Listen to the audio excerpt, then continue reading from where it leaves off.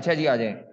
तो internal analysis का जो ये चैप्टर है, इसमें भी अगर हम देखें तो कुछ मॉडल्स हैं और कुछ आपके जो हैं इसमें मतलब आपके कॉन्सेप्ट्स हैं। कॉन्सेप्चुअल अंडरस्टैंडिंग के लिए कुछ टॉपिक्स हैं। मॉडल्स की तरफ अगर हम आते हैं तो सबसे पहला जो सबसे इंपॉर्टेंट मॉडल है इसमें, that is porter value chain.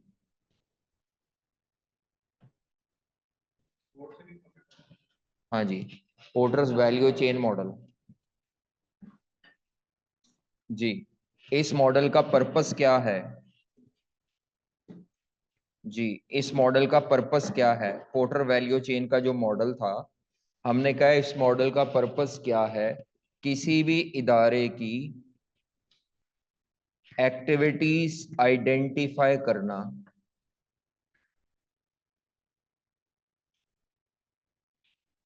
किसी भी इदारे की एक्टिविटीज आइडेंटिफाई करना। ठीक है, identification and classification of activities, तो वो मैंने समरी शीट दी थी इसकी एक। Identification and classification of activities, तो दो मेन हेड्स में एक्टिविटीज को क्लासिफाई करते हैं हम, प्राइमरी और सेकेंडरी। सेकेंडरी को सपोर्ट एक्टिविटीज भी कहते हैं। ठीक है जी, तो हमने ये कहा था इस मॉडल का मकसद है एक्टिविटीज को आइडेंटिफाई करना। फिर उसके बाद दूसरा इसका मकसद क्या है? उन एक्टिविटीज में से वैल्यू एडिड और नॉन वैल्यू एडिड डिटरमिन करना। ये काम आपको नहीं करना पड़ेगा। वैल्यू एडिंग एक्टिविटीज वो होती हैं जिनसे कस्टमर को बेनिफिट होता है और कस्टमर उनके लिए प्राइस देने को तैयार होता है, और इनको इदारा ज्यादा से ज्यादा परफॉर्म करता है। जो नॉन वैल्यू एडिड एक्टिविटीज होती हैं ये इदारे के रिसोर्सिस तो कंज्यूम करती हैं, इदारा इन्हें परफॉर्म भी करता है, लेकिन ये कस्टमर को फायदा नहीं दे रही होती, बल्कि कोई खराब काम को सही करने के लिए होती हैं, और कस्टमर इसके लिए पेमेंट नहीं कर रहा, तो इदारे की कोशिश होती है नॉन वैल्यू एडिड एक्टिविटीज को मिनिमाइज किया जाए। तो इस टॉपिक का ताल्लुक है इदारे की एक्टिविटीज के साथ। ठीक है, और वही एक्टिविटीज इदारे की अगर वैल्यू एडिंग एक्टिविटीज हैं तो यही आपकी वो बन जाएंगी कोर कॉम्पिटेंसीज। ठीक है, यानी इनमें से वो एक्टिविटीज जो वैल्यू एडिंग है और वो जो कोई भी नहीं कर रहा, वो एक्टिविटीज आपकी बन जाएंगी कोर कॉम्पिटेंसीज। वो एक्टिविटीज जो सब कर रहे हैं और आप भी कर रहे हैं वो आपकी कौन सी बन जाएंगी? Threshold competencies. तो कॉम्पिटेंसीज मीन्स एक्टिविटीज। जी ठीक है। अच्छा, पोर्टर वैल्यू चेन एक्टिविटीज के नाम आपको याद रखने हैं। प्राइमरी एक्टिविटीज में हमारे पास कौन कौन सी थी? हमने कहा था इनबाउंड लॉजिस्टिक्स, तमाम इनपुट्स को एक्वायर करना है। फिर ऑपरेशंस हैं। फिर आउटबाउंड, इसका ताल्लुक delivery, distribution, point of sale तक लाना चीज को, पॉइंट ऑफ सेल तक आउटबाउंड लॉजिस्टिक्स। फिर मार्केटिंग एंड सेल, और उसके बाद सेल के बाद है आफ्टर सेल सर्विस या खाली सर्विस। ये प्राइमरी थी। सेकेंडरी एक्टिविटीज में हमारे पास थी प्रोक्योरमेंट, जो परचेज डिपार्टमेंट करता है, उसके बाद एचआर था, देन आईटी, और आखिर में फर्म इंफ्रास्ट्रक्चर यानी इदारे की ओवरऑल मैनेजमेंट। ठीक है जी, ये चार एक्टिविटीज इसमें थी, फर्म इंफ्रास्ट्रक्चर। तो ये वैल्यू चेन का मॉडल इस दफा आ सकता है, वो आपको पेपर में स्टोरी देगा और आपने उस स्टोरी के तहत एक्टिविटीज क्लासिफाई करनी होगी, या वो आपसे सीधी सीधी पूछ सकता है कि बताओ जी अगर एक होटल है तो उसमें क्या एक्टिविटीज होती हैं वैल्यू चेन के मुताबिक, एक हॉस्पिटल है तो उसमें क्या एक्टिविटीज होती हैं, एक ऑडिट फर्म है उसमें क्या एक्टिविटीज होती हैं, एक कॉलेज है, एक ऑनलाइन वेबसाइट है daraz.pk, उसमें क्या एक्टिविटीज होती हैं। ठीक है, तो ये एक्टिविटीज आप इस तरह को 3 से 5 इदारे इमेजिनेशन में सोच के जाएं। ताकि आपका जो कैनवस है सोचने का वो थोड़ा ब्रॉड हो जाए। ठीक है, ये सोच लेना बैठ के, दिमाग में इमेजिन करें कि यहाँ पे ये काम होता है, तो उन कामों को बस आपने क्या करना है, अंडर ये हेडिंग्स या प्राइमरी आएगा या क्या आएंगी, ज्यादातर प्राइमरी एक्टिविटीज पूछता है आई क्या, लेकिन अगर दोनों पूछ ले तो वो अच्छा सवाल होगा। को 12-10 नंबर से ज्यादा का, 10 से नीचे का होगा तो फिर या प्राइमरी पूछेगा या सेकेंडरी। उसके बाद वैल्यू चेन के बाद दूसरा जो मॉडल है that is critical success factor. Critical success factor और उसके बाद and KPI. Critical success factor and KPI. जी, इस टॉपिक का मकसद क्या है, इस टॉपिक का मकसद क्या है, ये क्यों पढ़ाया जा रहा है आपको। हमने कहा था ये भी एक मॉडल है, porter value chain Michael porter ने प्रेजेंट किया था। ये हमें जॉनसन एंड स्कोल्स का मॉडल है, जिसकी हमने कहा था 6 स्टेप्स हैं। और इस मॉडल का पर्पस क्या है, ये हमें असल में किसी भी ऐसी चीज में जो हमारी कामयाबी की जमानत है, इदारे की कामयाबी जिस फैक्टर पे डिपेंड करती है, ये उस फैक्टर में अगर आप एक्सीलेंट परफॉर्मर नहीं हैं तो ये एक्सीलेंट परफॉर्मर की तरफ अपने आप को लेके जाने की तरफ है। तो इसका मतलब है क्रिटिकल सक्सेस फैक्टर में आप क्या करते हैं, यू वांट इंप्रूवमेंट। मतलब इसका पहला मकसद क्या है, आइडेंटिफिकेशन ऑफ की element necessary for success of entity. ठीक है, कोई भी वो एलिमेंट जो आपकी कामयाबी के लिए जरूरी है। अब वो एलिमेंट आपकी कोई प्रोडक्ट का हो सकता है, वो आपकी कोई सर्विस का एलिमेंट हो सकता है, या वो कोई आपका प्रोसेस हो सकता है। ठीक है, जैसे टेस्टिंग प्रोसेस है, स्कैन्स की मैं मिसाल देता हूं। तो बेटा इस मॉडल का मकसद है कि आप अपने बिजनेस में अपनी प्रोडक्ट, अपनी सर्विस, अपना प्रोसेस या अपनी स्ट्रेटजी का कोई की एलिमेंट आइडेंटिफाई करें, जिस एलिमेंट में अगर आपने एक्सीलेंट परफॉर्म ना किया तो आप नाकाम ही नाकाम है। आइडेंटिफाई करने के बाद क्या करना है, आइडेंटिफाई करने के बाद आपने जो बेस्ट परफॉर्मर है उसको सामने रखते हुए अपने आप को क्या करना है, इम्प्रूव योर एंटिटी उस एरिया में। तो मकसद इस टॉपिक का क्या हो गया, अपनी वीकनेस आइडेंटिफाई करना और उसको इंप्रूव करना। तो ये किस्म का स्वॉट के लिए भी थोड़ा नॉलेज देता है टॉपिक। ठीक है, अपने इदारे की वीकनेस आइडेंटिफाई करना और उसको इंप्रूव करना, वीकनेस आइडेंटिफाई करना और इंप्रूव करना, समझ आ रही है। वो वीकनेस आइडेंटिफाई करने के बाद इंप्रूव करने के लिए आप क्या करेंगे, आप टारगेट सेट करेंगे, अपने आप को कंपेयर करेंगे। इसीलिए जब आप इंप्रूव करना चाहेंगे तो आपका यहाँ से एक टॉपिक शुरू हो जाता है, इसके साथ ही लिंक्ड है। वो कौन सा टॉपिक है, बेंचमार्किंग। ठीक है, तो क्रिटिकल सक्सेस फैक्टर जो था उसके 6 स्टेप्स बताए थे। कितने स्टेप्स थे, 6 स्टेप्स। कौन कौन से थे 6 स्टेप्स, बताओ सादा जबान में। वैसे तो वो किताबी रट्टा लगाना है, अभी सादा जबान में बताओ। Identify the critical success factor, या आइडेंटिफिकेशन। दूसरा नेसेसरी एक्शन। ठीक है, उस क्रिटिकल सक्सेस फैक्टर में अगर कामयाबी चाहते हैं तो आपको क्या जरूरी काम करना पड़ेगा, उस नेसेसरी एक्शन को किताब बोलती है what core competency is required to achieve the profitability. ठीक है, उसके बाद तीसरा प्रिपेयर डेवलपमेंट प्लान या इंप्रूवमेंट प्लान। उसके बाद डिसाइड या आइडेंटिफाई डिटरमिन केपीआई। केपीआई क्या होता है, सादा जबान में बताओ क्या होता है, एक आम बच्चा पूछता है ये केपीआई क्या होता है। ये एक रेशियो है, ये कोई नंबर है, ये एक ऐसा मैयर है क्वांटिफाइबल रेलेवेंट जिससे आप अपनी परफॉर्मेंस किसी के साथ कंपेयर करेंगे। क्रिटिकल सक्सेस फैक्टर को मैयरेबल फॉर्म में कन्वर्ट करने का जो टारगेट की रेशियो होती है, उस टारगेट रेशियो को केपीआई बोलते हैं। तो सबसे पहले पहला स्टेप था क्रिटिकल सक्सेस फैक्टर आइडेंटिफाई करना, सवाल में दिया होता है। फिर आपने उस क्रिटिकल सक्सेस फैक्टर में अगर एक्सीलेंट परफॉर्मेंस चाहिए तो आपके दायरे को एक दो काम क्या करने पड़ेंगे, एक दो काम क्या करने पड़ेंगे। ठीक है, किए नहीं करने पड़ेंगे। ठीक है, तीसरा डेवलपमेंट प्लान या इंप्रूवमेंट प्लान बनाना है। फिर उसके बाद केपीआई आइडेंटिफाई करना है।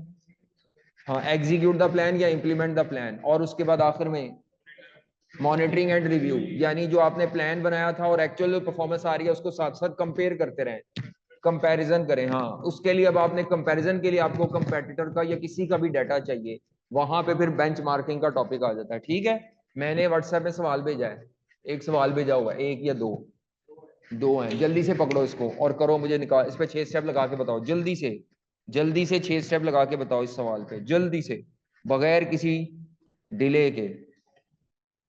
ये नोट्स वाला सवाल नहीं है, नोट्स में था ना कॉल सेंटर का, ये 2 सवाल हैं, ये कॉल सेंटर के नहीं है, उसके अलावा है, जल्दी जल्दी बगैर किसी डिले के।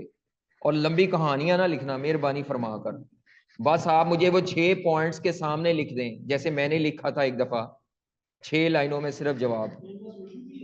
नहीं, सोल्यूशन नहीं है ना इनका, ऐसे वाजे तेरे कह रहे हैं, ये मैंने टेस्ट दिया था, बता तो रहा हूँ, मशहूद एंड पार्टी के दौर में टेस्ट दिया था घर से करने के लिए कि करके आना। उनमें से भी बच्चे कह रहे थे सर जी इसका एक आधा सवाल और दे दे, मैं कहा अच्छा कल दूंगा। फिर मैंने 2 सवाल असाइनमेंट के तौर पे दे दिए थे। मैं भी यहाँ खोलने लगा हूँ क्वेश्चन, मेरे पास डाटा बिखर गया। ठीक है, ये स्टेप का पूरा नाम है the critical competence in this case is updated study material and proper student engagement and support. बस थोड़ा डिटेल कम लिखनी है। अच्छा, उसके बाद तीसरे स्टेप में क्या आपको करना चाहिए उस क्रिटिकल कॉम्पिटेंस को, यहाँ जहाँ लिखा हुआ है new staff existing should be train too, या ये शुड की जगह आप लिखोगे जो आपका course material should be updated according to latest syllabus. यार ऊपर सिर्फ तुमने अपडेटेड मटेरियल लिखा है, लेकिन नीचे आके डिटेल उसकी बताओ कैसे अपडेट करना है according to latest syllabus. Similarly student engagement को बढ़ाने के लिए उन्होंने क्या कहा है, टेस्ट लें, क्विजेज लें, मॉक लें, ये बातें लिखो बस। यहाँ थोड़ा डिटेल इलेबोरेटिव देना है और क्या करना है। ऊपर वाले स्टेप 2 में और 3 में फर्क सिर्फ ये है कि ये थोड़ा प्रिसाइज है, ये थोड़ा डिटेल है। और ये देखें, ये शुड की वर्डिंग से अगला केपीआई क्या है, वो तो उसने 90% का दे दिया है, 90% पास रेट। और उसके बाद यहाँ पर आकर बताओ जी क्या किया उन्होंने, ये उसने बताया नहीं, उसने कहा ये इनिशिएटिव इंप्लीमेंट कर दिए, मतलब टेस्ट भी कंडक्ट कर दिए, क्रैश कोर्स भी कर दिए, मॉक भी ले लिए, ये कंडक्ट हो गए हैं, लिखा हुआ है वहां पे दीज इनिशिएटिव्स, दीज इनिशिएटिव्स लिखा हुआ है। Management is closely monitoring the progress of these initiative and recorded an improvement of the pass rate to 80%। इसका मतलब है ये सारे इनिशिएटिव इंप्लीमेंट कर दिए उन्होंने, रेगुलर क्विज भी लेना शुरू कर दिए, मिड टर्म एग्जाम भी ले लिए, ये लेना शुरू कर दिए हैं, सिलेबस को भी अपडेट कर दिया है। ये जो कर दिया दैट इज इम्प्लीमेंटेशन। और आगे में ये मॉनिटरिंग में पहले महीने में या पहले सेमेस्टर है, शायद पहला सेमेस्टर, सेमेस्टर मतलब ये जो हमारा 6 माह का सेशन होता है, इसको सेशन भी कह सकते हैं। पहले सेशन में रिजल्ट मेरा ख्याल 80% पे आया है, फिर कितने पे आया है 85 पे, और आखिर में 90 पे आ गया, टारगेट अचीव हो गया है। बस जो दूसरा और तीसरा है, तुम उस जवाब को देख लो ना एज अ बेंचमार्क, उस जवाब में देखो प्रिसाइज लिखा हुआ है, तीसरे स्टेप में थोड़ा डिटेल ज्यादा है। आ जाओ जनाब, तीसरे स्टेप में जरा थोड़ी सी डिटेल इलेबोरेशन ज्यादा है, तो वही चीज। नेक्स्ट आओ जी आगे, इसके बाद आगे क्या था, क्रिटिकल सक्सेस फैक्टर, और उसके बाद तीसरा मॉडल इसमें क्या होता है, स्वॉट। मॉडल नंबर 3 क्या है इसमें, हमने कहा था स्वॉट एनालिसिस।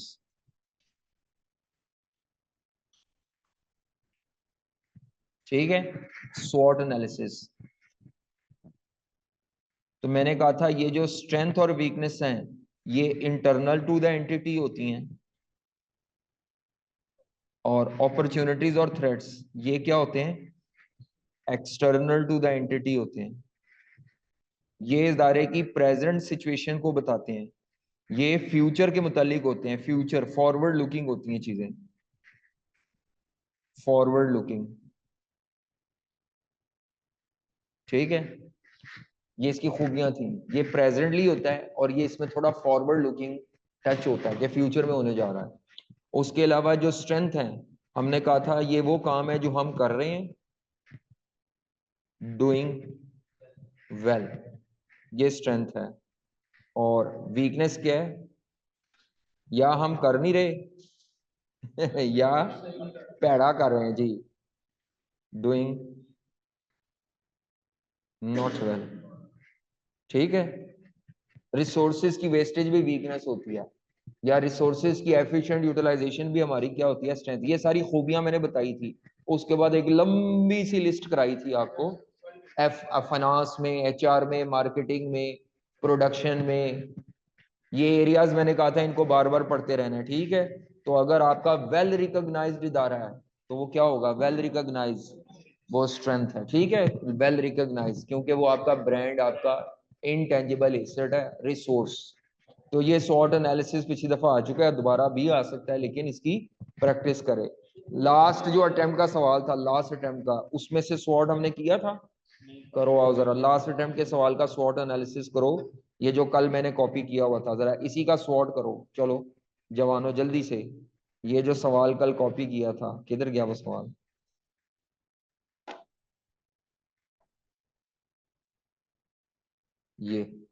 ये वाला जो सवाल था, इसी का स्वॉट भी आया था पिछली दफा। करो भाई इसका स्वॉट, जरा कॉपी कर लेते हैं इसको, जरा इसका स्वॉट एनालिसिस करो जल्दी से। पता नहीं कितने नंबर का है, लेकिन स्वॉट मांगा है उसने। आए जनाब, स्प्रिंग 25 का ये सवाल है, करें जी इसका स्वॉट एनालिसिस। जी लिखेंगे कि स्वॉट एनालिसिस जो है वो किसी भी इदारे की स्ट्रेंथ, वीकनेसेस, अपॉर्चुनिटीज और थ्रेट्स को हाँ लिख दें, ताकि हम इनको इंप्रूव कर सकें, वीकनेसेस को ओवरकम कर सकें और थ्रेट से मिटिगेट कर सकें थ्रू स्ट्रेंथ।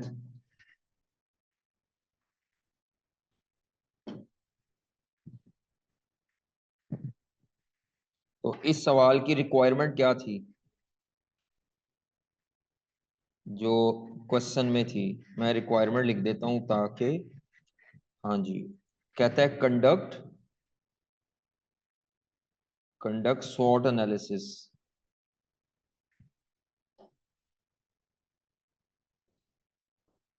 ये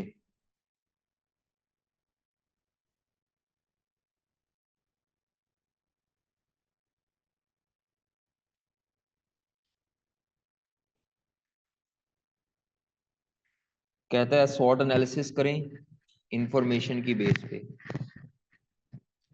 सी पार्ट देखते हैं क्या है। ए पार्ट कल कर लिया था, आज बी पार्ट करो, शाबाश।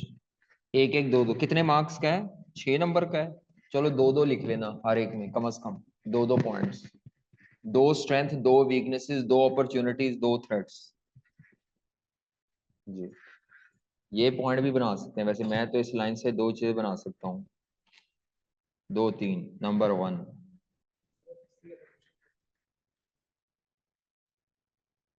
आओ देखिए आई कैप ने की बनाए ने आंसर इसका। टाइम बचाएं, आगे चलना है फिर हमने।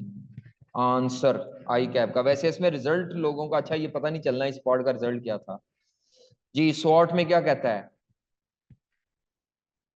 लीडरशिप 2001 से लीडरशिप। जी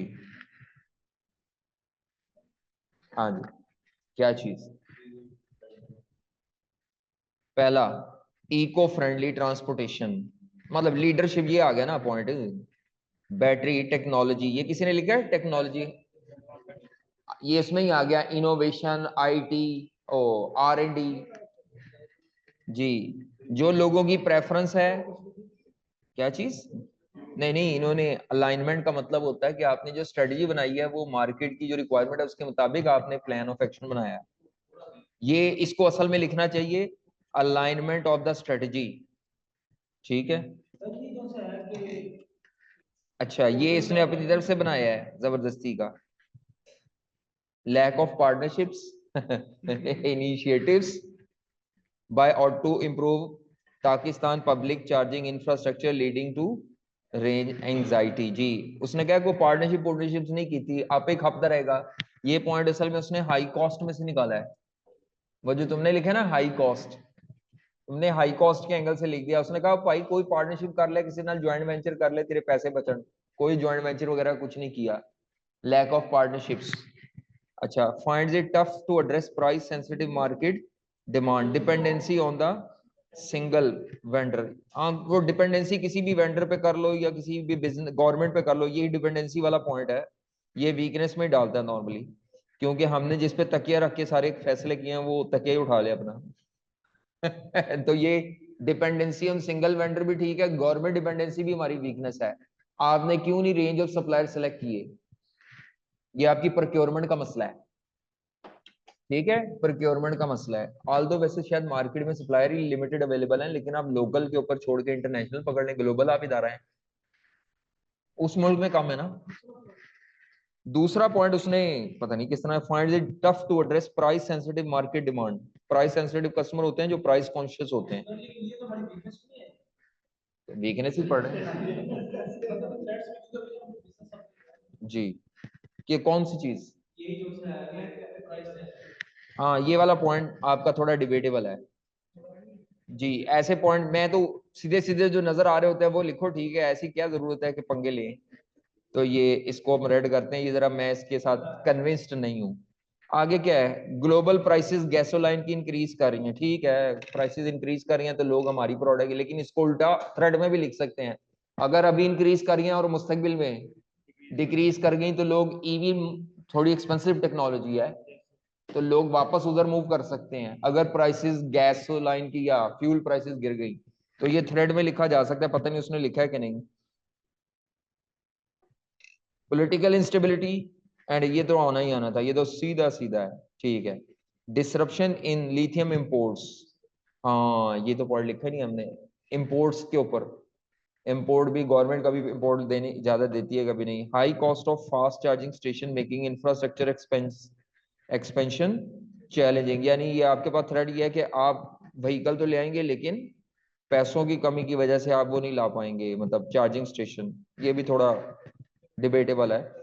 स्ट्रिक्ट लॉस, हाँ फाइन की पॉसिबिलिटी हर वक्त पाई जाती है क्योंकि गवर्नमेंट ने सख्ती बड़ी की हुई है, तो आपके ऊपर भी वो जो सेफ्टी के स्टैंडर्ड नहीं है ईवी के, जब आप वो पूरे नहीं करेंगे तो आपको फ्यूचर में उसकी वजह से क्या पड़ सकते हैं, फाइन और पेनल्टीज। ये ठीक है, मतलब ये ठीक है, ये भी ठीक है, इस पे भी मुझे कोई इतराज नहीं, ये भी ठीक है, ये भी ठीक है, ये जरा थोड़ा सा वो डिस्प्यूटेड है कि ये कहाँ क्लासिफाई करें, तो डिस्प्यूटेड पॉइंट छोड़ के अगर आपको सीधे सीधे मिल रहे हो जिसपे थोड़ा सा भी शक आ रहा हो उसको छोड़ दे, और मिल जाएंगे, बड़े पॉइंट होते हैं। और आपने दो दो पॉइंट्स नंबरों के हिसाब से लिखने, कितने नंबर थे, 6, तो वही तकरीबन को दो दो पॉइंट्स अगर आप लिखें तो 8 नंबरों बन जाते हैं जी। सपोर्टर ऑफ, नहीं आप सपोर्टर ना ना कहें, ग्रोइंग डिमांड कह दें, वर्डिंग थोड़ी बेहतर कर लो। लोग ज्यादा 72% सपोर्टर का मतलब है आपकी वो डिमांड है ना, तो ये अपॉर्चुनिटी है, राइजिंग डिमांड या आपको सपोर्टर मिल रहे हैं, वही इसको बनाया ना उसने, उसने इसको पॉइंट को यहाँ पे लिखा होगा ये वाला मिलीनियस या मिलेनियल, उसने उसको स्ट्रेंथ में लिखा है, मैं इसको अपॉर्चुनिटीज में लिखूंगा यहाँ। वैसे इसने जो लिखा है ना एज अ स्ट्रेंथ, वो ये है कि आपने अपने इदारे की जो स्ट्रेटजी या प्लानिंग बनाई है ना, प्लान जो बनाया है वो उन मिलेनियल के मुताबिक बनाया हुआ है ताकि आप उनको टारगेट करें, और वो 72% है, ये आपकी स्ट्रेटजी के एंगल से उसने लिखा है। लेकिन आप इसको जब अपॉर्चुनिटी में लिखेंगे तो आप कहेंगे जी मिलेनियल 72% पॉपुलेशन का, और डिमांड ग्रोइंग है, ग्रोइंग डिमांड को आप एज एन अपॉर्चुनिटी लिखेंगे, फिर आप अपनी ये अलाइनमेंट अलूनमेंट वाली बात नहीं, या इस लाइन का मतलब है कि इदारे ने अपनी प्लानिंग को बनाया ही ऐसा है कि वो जो मिलेनियल है उनको सूट कर रही है, ठीक है, काफी हद तक हमारा और उसका मैच कर रहा है, कोई एक दो पॉइंट डिस्प्यूटेड होते हैं, वैसे भी आंसर कभी परफेक्ट नहीं हो सकता, और जो दो बंदे भी लिखेंगे बैठ के कोई किसी तरह थोड़ा डिबेटेबल होता है, ये नेचुरल है, सब्जेक्टिविटी है ना हर इंसान की सोच, लेकिन आपका आर्ग्यूमेंट आगे उसको थोड़ा सा बेहतर जस्टिफाई कर जाएगा। एग्जैक्ट छापा तो हम लगा ही नहीं सकते, मैं भी बैठूंगा तो मेरा भी एक आधा पॉइंट दो पॉइंट आई कैप से, मैं तो पहले क्रिस्टल क्लियर वाले लिखूंगा जो भाई सीधे सीधे फिर उसके बाद देखूंगा कोई एक आधा पॉइंट निकलता है तो ठीक है, नहीं तो। अच्छा अगला पॉइंट क्या था, सी पॉइंट क्या था, सी पॉइंट बड़ा जर्नल सा है, कहते हैं explain how a built in app in auto pro cars that displace real time charging station locations and availability could benefit auto pro. पहली तो बात है ये रिक्वायरमेंट बच्चों को समझ नहीं आई, असल में ना उस इलाके में उस कंट्री में चार्जिंग स्टेशंस नहीं है, इतने चार्जिंग स्टेशंस नहीं है। अब वो चार्जिंग स्टेशन को बनाना और उसकी डेवलपमेंट की कॉस्ट भी काफी ज्यादा है, इसीलिए डेफिनेटली चार्जिंग स्टेशंस बनेंगे लेकिन लिमिटेड बनेंगे। अब वो क्या चाह रहे हैं, वो इस चीज को कि लोग खज्जल ख्वार ना होते रहे, क्योंकि आपको पता है ये जो इलेक्ट्रिक व्हीकल है इनकी एक रेंज होती है 200, 250, 300 किलोमीटर तक एक चार्जिंग के बाद। ऐसा ना हो कि लोग सड़कों पे अपनी फैमिली के साथ बैठे हों कि यार इतने चार्जिंग स्टेशन ही कोई नहीं नेड़े नेड़े। इसीलिए वो इसका हल निकालना चाह रहे हैं। वो क्या हल निकालना चाह रहे हैं कि गाड़ी के अंदर एक ऐप होगी, वो ऐप आपको बताएगी, जैसे ये गूगल मैप टाइप होती है, कि भाई आप जिस लोकेलिटी पे इसके करीब करीब चार्जिंग स्टेशन कितनी दूर है। तो लोग उसके मुताबिक फिर क्या कर लेंगे, मोटरवे या इस तरह की किसी भी जगह पे जो दूर दराज इलाके हैं ट्रेवल कर रहे हैं, तो लोग उस ऐप की नेविगेशन के जरिए ये देख लेंगे कि यार मेरे पास चार्जिंग 200 किलोमीटर की है अभी या 250 की है, और अगले तकरीबन 100 किलोमीटर बाद एक आ रहा है चार्जिंग स्टेशन, तो मैं क्यों ना उसकी चार्जिंग करवा लूं। मेरी बात समझ आ रही है? तो वो कह रहा है बताओ ये अपनी गाड़ी में इस तरह की बिल्ट इन ऐप एंटर करने से क्या फायदा होगा। तो फायदा क्या होगा, कस्टमर की एंजाइटी कम होगी, उसकी नीड सेटिस्फाई होगी। तीसरा, आपकी प्रोडक्ट कंपैटिटर की प्रोडक्ट से बेहतर पोजीशन पे चली जाए तो आपके लिए ये सोर्स ऑफ कंपैटिटिव एडवांटेज होगा। ऐसी कोई भी बात लिख दो जो पॉजिटिव साइड पर है। ये कदम बुरा कदम नहीं है, ये इदारे का अच्छा कदम है, लेकिन आपने इसमें अगर कोई नेगेटिव बीच में मसाला फेंकना है तो आपने ये देखना है कि ये गाड़ी की जो डेवलपमेंट कॉस्ट है इस ऐप को बिल्ड करने की, कहीं वो चार्जिंग स्टे अव्वल तो वैसे ही इतनी ज्यादा कॉस्ट नहीं होगी, तो आपने इसकी कॉस्ट और बेनिफिट को इवेल्युएट करने के बाद ये फैसला करना है। उसने यही पूछा क्या फायदे होंगे, सीधा सीधा उसने पूछा कि अगर हम गाड़ी में ऐसी ऐप लगा देते हैं जो लोगों को ट्रैक करके बताए कि आपके करीब करीब चार्जिंग स्टेशन कौन सा है, तो इसका क्या फायदा होगा। फायदा कस्टमर को भी होगा, इदारे को भी होगा, गाड़ी की डिमांड बढ़ेगी, दूसरी बात है कस्टमर की एंजाइटी कम होगी, तीसरा कंपेटिटिव एडवांटेज मिलेगा, और हो सकता है कंपेटिटर कल को आपको देख देख के आपकी प्रोडक्ट को क्या करें, कॉपी करें। ठीक है ना, कस्टमर की प्रॉब्लम कम हो जाएगी। बस ये दो बातें लिखनी है। नंबर वन, कस्टमर की एंजाइटी प्रॉब्लम कम होगी, दूसरा वो बेहतर रूट प्लानिंग कर सकेगा। इसी तरह शहरों की टाउन प्लानिंग आप समझ लो, एलडीए टाइप किसी इदारे ने अगर प्लानिंग करनी है तो आपकी ऐप से डाटा इकट्ठा होगा कि लोग किस लोकेलिटी पे ज्यादा चार्जिंग करवा रहे हैं या किस जगह जाके लोगों का ज्यादा मसला आता है, तो उसके करीब फिर चार्जिंग स्टेशन बनाना या पेट्रोल पंप टाइप बनाना आसान हो जाएगा।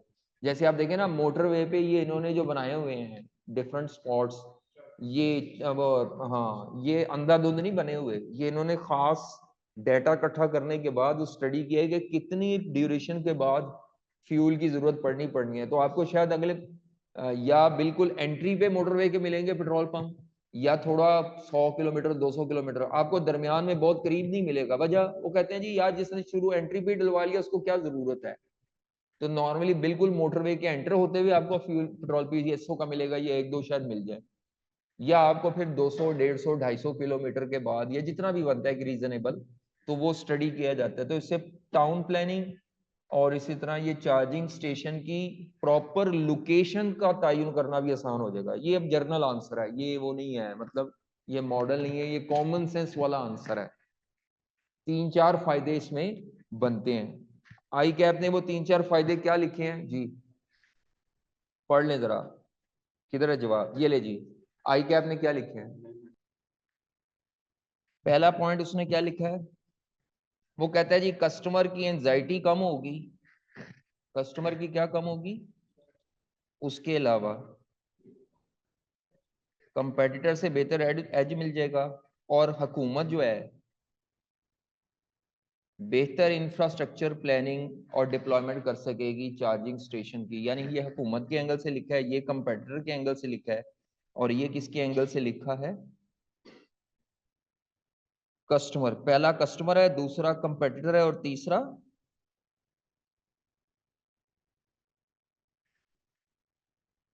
हुकूमत है, प्लानर, टाउन प्लानर जिन्हें कह सकते हैं।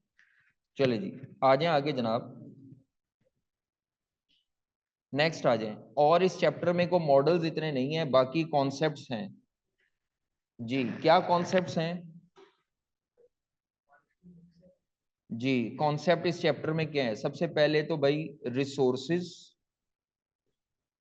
एंड कॉम्पिटेंसीज, ये कॉन्सेप्ट है। रिसोर्सेज कितनी तरह के, कॉम्पिटेंसीज कितनी तरह की हैं, थ्रेशोल्ड रिसोर्सेज, थ्रेशोल्ड कॉम्पिटेंसीज, और unique resources and core competencies. उसके बाद कस्टमर की नीड्स क्या होती हैं, उसके अलावा कंपेटिटिव एडवांटेज क्या होता है, उसके बाद कैपेबिलिटीज क्या होती हैं इदारे की, और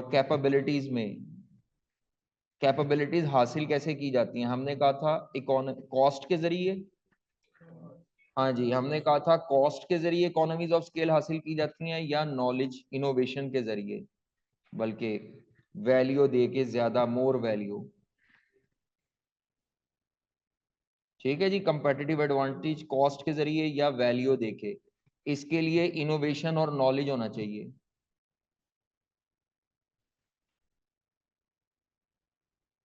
और कॉस्ट में दो चीजें हैं, इकोनॉमीज ऑफ स्केल और इकोनॉमीज ऑफ स्कोप। ठीक है, समझ आ रही है। आगे कैपेबिलिटीज के बाद क्या था जी, नेक्स्ट ये छोटे छोटे कॉन्सेप्ट्स हैं। मार्केटिंग मिक्स था,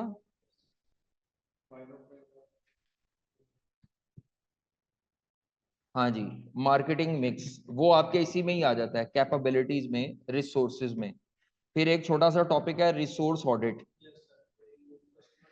हाँ जी, रिसोर्स ऑडिट, इसमें वीरू फ्रेमवर्क है कि जो आपके रिसोर्सेज है वो वैल्यूएबल हो।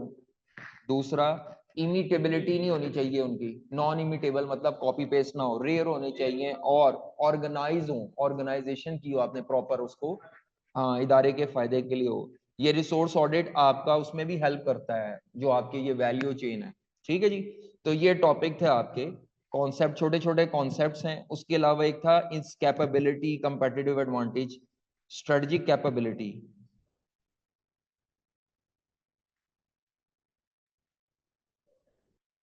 ठीक है, ये हमारा इंटरनल का था। तो इसमें जो इस दफा आने की उम्मीद है, हमने कहा था पोर्टर वैल्यू चेन या क्रिटिकल सक्सेस फैक्टर्स। समझ आ रही है। हाँ जी, बस इतना ही। आपने कुछ पूछना हो अब इसमें, हमारा पिछली दफा को इसमें से सवाल आया था शॉर्ट के अलावा? नहीं, इंटरनल में और कुछ नहीं था। अच्छा जी, आ जाए जनाब, आगे चले जरा। एक सवाल वैल्यू चेन का कर लें जरा प्लीज, एक वैल्यू चेन का सवाल कर ले। उसने क्या सारी करो, कहता है perform value chain analysis, your analysis should include explanation of each element and activities perform. अच्छा, हाँ जी, एक लाइन में, एक लाइन में डेफिनेशन लिखेंगे और बुलेट पॉइंट्स में फिर एक्टिविटीज। एक लाइन में डेफिनेशन और बुलेट पॉइंट्स में एक्टिविटीज। अच्छा, ये सारे सवाल जो हैं ये खुद क्रिएटेड है, रिवीजन क्वेश्चन है ये नोट्स में, और इसका आंसर भी खुद ही क्रिएट किया हुआ मैंने। पता नहीं अब आंसर मैंने क्रिएट किया हुआ इसका कि नहीं। हाँ है, नहीं, आंसर नहीं है इसका, ये तो आंसर बनाना पड़ेगा फिर। ये सिटी एक्सप्रेस के नाम से सवाल है नोट्स में, इसका स्वॉट का तो आंसर मौजूद है, ये बी पार्ट का मौजूद नहीं है आंसर। ओके, अल्लाह हाफिज। इसको, इस सवाल को प्लीज कर लीजिएगा।